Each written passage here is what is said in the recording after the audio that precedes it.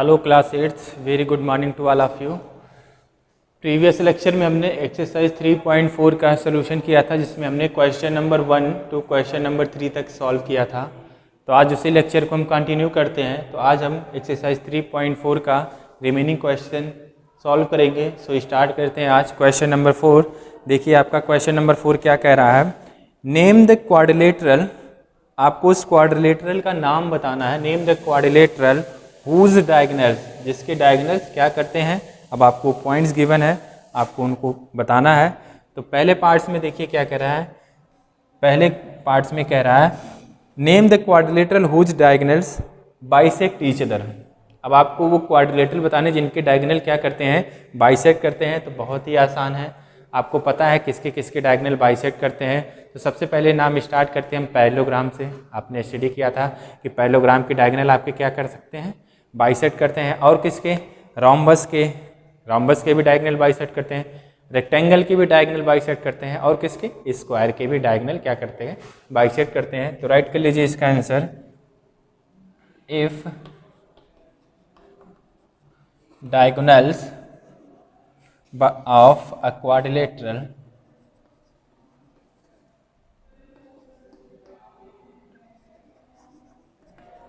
bisect each other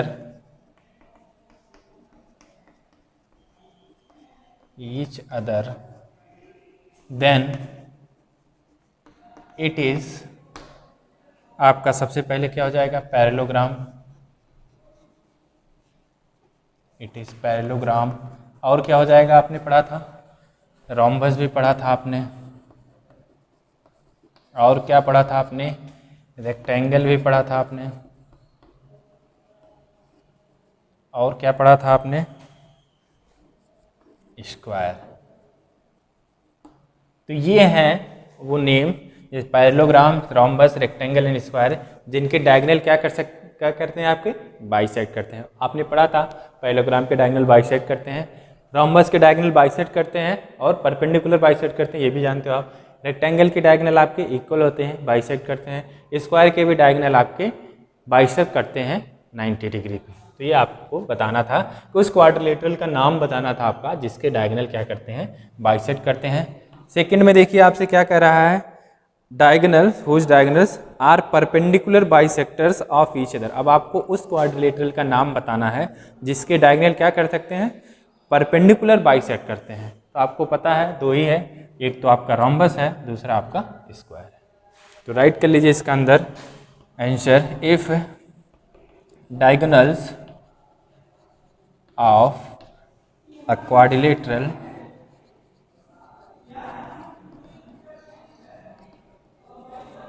are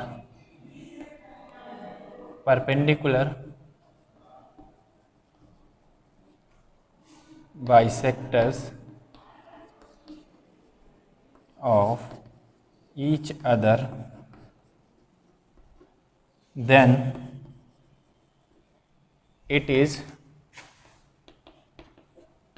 a rhombus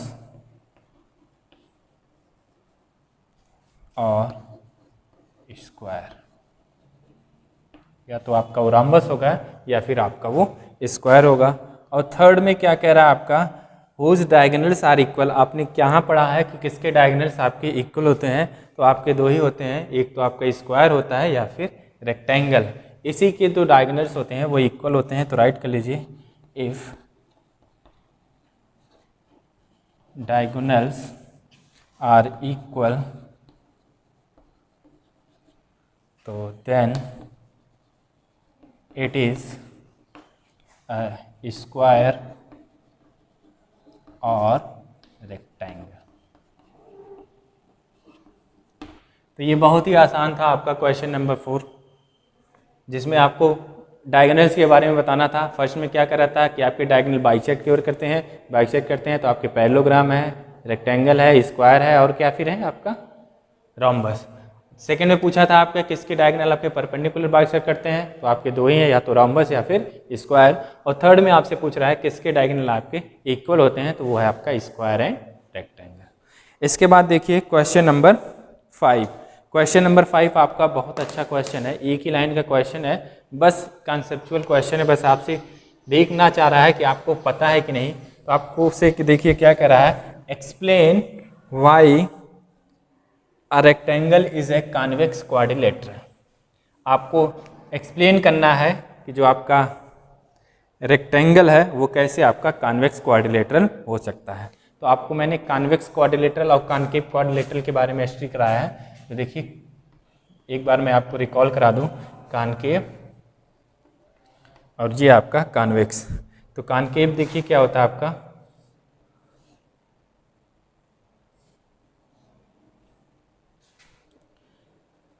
और ये आपका कॉन्वेक्स। तो कैसे भी आप बना लीजिए। इसका मतलब क्या है, कॉनकेव में मतलब आपका होता है, कॉनकेव का मतलब होता है one of its angle is greater than 180 degree. और इसमें क्या होता है, आपके all angle are less than 180 degree. अब देखिए ये कॉन्वेक्स है, कॉन्वेक्स में आपका जो एंगल होता है, जो आपका एंगल होता है 180 से कम होना चाहिए। कॉनकेव में क्या होता है, आपका एक एंगल 180 से ग्रेटर होना चाहिए। अब आ जाइए आप रेक्टेंगल पे। ये आपका रेक्टेंगल है, ये देखिए आपका ये रेक्टेंगल है। अब आप देखिए रेक्टेंगल से कंपेयर कर लीजिए। रेक्टेंगल का क्या कोई एंगल 180 से ग्रेटर है? नहीं है। ऑब्वियस सी बात है, रेक्टेंगल के एंगल कितने होते हैं, 90 डिग्री। इसका मतलब आप ये कह सकते हैं रेक्टेंगल का जो एंगल है वो 180 से क्या है, लेस है। इट मीन्स ये क्या हो जाएगा आपका कॉन्वेक्स क्वाड्रिलेटरल। एक लाइन का क्वेश्चन है, बस आप दोनों का डिफरेंस देखिए। कॉनकेव और कॉन्वेक्स में क्या है, कॉनकेव का मतलब quadrilateral one of its angle is greater then या मोर देन 180 डिग्री। आपका एक एंगल, कम से कम एक एंगल 180 से ज़्यादा होना चाहिए, तो वो आपका क्या होगा, कॉनकेव होगा। और कॉन्वेक्स क्या कहता है, आपके जो सारे एंगल्स हैं वो आपके लेस देन क्या होने चाहिए, 180 होने चाहिए। अब आपने कंपेयर किया रेक्टेंगल, तो आपने रेक्टेंगल में देखा कि आपके जो रेक्टेंगल के एंगल होते हैं वो 180 से क्या होते हैं, लेस होते हैं, इसलिए आपका रेक्टेंगल क्या हो गया, आपका कॉन्वेक्स क्वाड्रिलेटरल। तो देखिए इसका आंसर राइट कर लीजिए क्वेश्चन नंबर 5 का आसानी से। In a rectangle both of its diagonal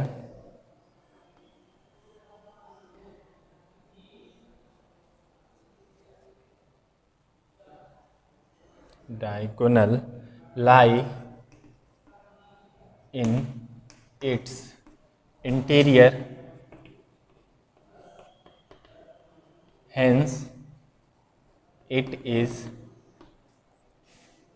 a convex quadrilateral.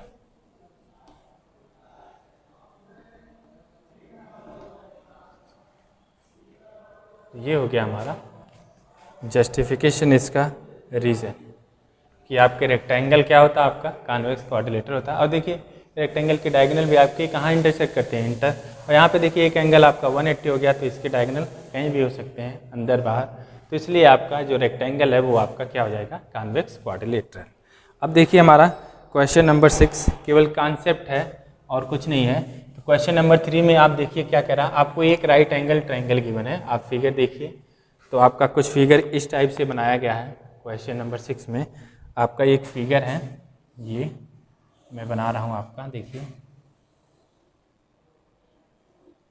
और फिर ये डॉटेड लाइन से बनाया गया है आपका, और ये आपका ए पॉइंट ए है, ये बी है, ये सी है और ये डी है। और फिर इसको ज्वाइन किया गया है डायगोनल्स को, और ये डायगोनल आपके कहाँ पे इंटरसेक्ट कर रहे हैं, ओ। ये फिगर है आपका। देखिए क्या कह रहा है क्वेश्चन में, A B C is a right angle and A B C आपका ये एंगल 90 डिग्री है, right angle, and O is the mid point of the side opposite to the right angle. वो जो आपका मिड पॉइंट है जो right angle के सामने की साइड है, अपोजिट साइड का। अब देखिए explain why O is equidistant from A B and C. आपको एक्सप्लेन करना है कि कैसे आपका जो ओ है वो ए बी सी से इक्वी डिस्टेंस है, ए बी सी डी से। तो इक्वी डिस्टेंस का मतलब समझ लीजिए, आपको ये बताना है कि ओ से जो डिस्टेंस है आपकी ए की और बी की और सी की वो क्या आपकी इक्वल है। इट मीन्स आप ये समझ जाइए कि अगर आप ये कह दें कि ओ ए आपका ओ बी और ओ सी के इक्वल है, तो आप ये कह सकते हैं कि जो पॉइंट ओ है वो ए बी सी से इक्वल डिस्टेंस पे है। और यही आपको क्या करना है, एक्सप्लेन भी करना है कि आपका ओ जो पॉइंट ओ है वो ए बी सी से इक्वी डिस्टेंस्ड है। तो ये बहुत आसान है। देखिए अगर आपका ये एंगल 90 डिग्री है, ये एंगल क्या है आपका 90 डिग्री। अब आपने डॉटेड लाइन में कंस्ट्रक्शन किया है, ये भी आपका क्या हो जाएगा 90 डिग्री होगा, इसमें तो कोई डाउट नहीं है। अब ये देखिए आपके अगर ये 90 डिग्री होगा तो आप पहले राइट कर लीजिए। देखिए since to right angle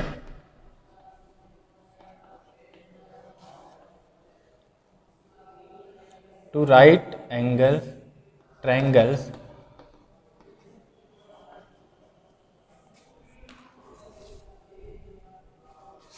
make a rectangle where O is equidistant point from A, B and C and D because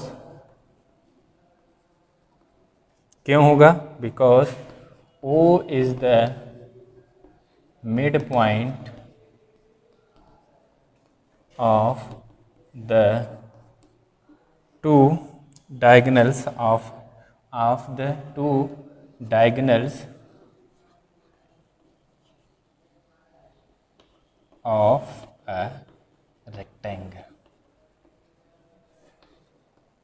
और आपको ये भी पता है कि since AC and BD are equal diagonals and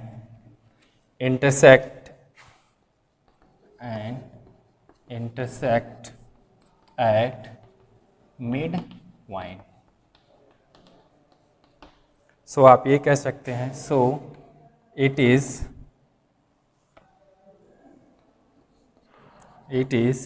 equidistant from A, B, C and. ये था आपका क्वेश्चन। अब मैं आपको फिर से एक बार समझा दूँ। इस क्वेश्चन में आपको एक्सप्लेन क्या करना है, आपको एक right angle triangle A B C given है। आपको ये एक्सप्लेन करना है कि जो पॉइंट ओ है ए बी सी से इक्वल डिस्टेंस पे है, A B C and D से भी। इस फिगर को एक्सटेंड कर दिया गया डॉटेड लाइन से। अब आपसे ये कह रहा है कि ओ जो है इस ए सी का मिड पॉइंट है। तो ऑब्वियस सी बात है, देखिए अगर ये एंगल 90 डिग्री है आपका, जैसे ये बनाया गया है राइट एंगल ट्रायंगल, तो ये भी राइट एंगल ट्रायंगल ही ऊपर, ये एंगल भी आपका क्या होगा 90 डिग्री। अब आपको पता है अगर ये एंगल 90 डिग्री है तो आपका जो ये फिगर है वो रेक्टेंगल हो जाएगा। स्क्वायर तो हो नहीं सकता है, वो आपको दिख ही रहा है, क्योंकि स्क्वायर में आपकी ऑल साइड्स क्या होती हैं इक्वल। यहाँ पे आपकी जो एडजेसेंट साइड है वो इक्वल नहीं है, इसलिए स्क्वायर ना होकर आपका क्या बन जाएगा रेक्टेंगल। अब अगर ये रेक्टेंगल बन गया तो अब देखिए आपका ओ जो है क्या है मिड पॉइंट है। ऑब्वियस सी बात है ओ मिड पॉइंट है आपका इस डायगोनल का, तो इस डायगोनल का भी मिड पॉइंट क्या होगा आपका ओ। इट मीन्स आप ये कह सकते हैं जो पॉइंट ओ है वो ए सी और बी डी दोनों का क्या हो गया मिड पॉइंट। और आपने पढ़ा है कि रेक्टेंगल के जो डायगोनल होते हैं वो क्या होते हैं इक्वल होते हैं। इट मीन्स आपका जो पॉइंट ओ है वो ए सी का भी है और बी डी का भी मिड पॉइंट है। इट मीन्स आप ये कह सकते हैं जो कि ये डिस्टेंस ओ ए है वो ओ बी की इक्वल भी है और ओ सी की इक्वल भी है और ओ डी की इक्वल भी है। सो आप ये कह सकते हो कि आपका जो पॉइंट ओ है वो ए बी सी से A B C and D से इक्वल डिस्टेंस पे है, इसलिए आपका जो पॉइंट ओ है वो इक्वल डिस्टेंस है किससे A B C and D से। तो ये था आपका क्वेश्चन नंबर 6। आज के लिए इतना ही, यही आपकी एक्सरसाइज 3.4 फिनिश होती है। Thank you.